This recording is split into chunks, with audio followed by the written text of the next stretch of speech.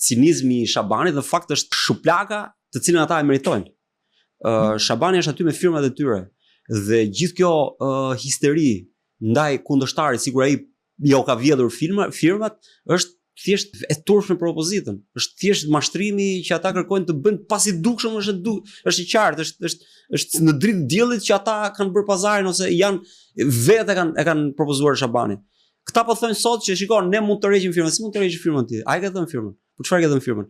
Pastaj thoshë jo, po ne nuk e dinim, si nuk e di ti? Ti po e propozon Shabanin për kandidat. Këta thonë që ne e propozuam, por nuk e propozuan që ai të bëhej avokat popullit.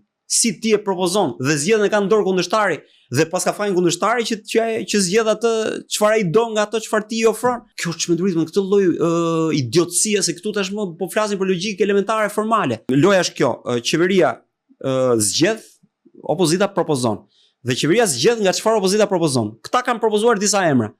Tani thonë që nga këto që propozuam ne nuk e kishim seriozisht njërin. Ose me këtë tallën këta.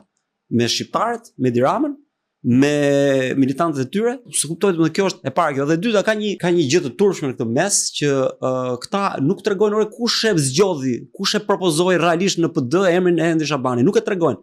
Sepse ai që ka propozuar realisht është Sali Berisha, sepse nuk mund marrësh 35 vota ti se bëri lobbying Saliani, thonë se fuzin e Saliani do e ngjecin çdo faj Saliani tani.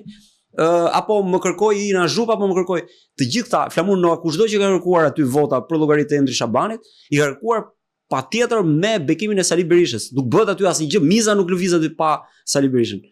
Dhe këtu kujdo i shpërndahet faj vetëm fajtorit kryesor jo. Kjo është e turpshme që një parti nuk ka kurajën thotë, "Ore ne bëm këtë se kështu e menduam." Gabim.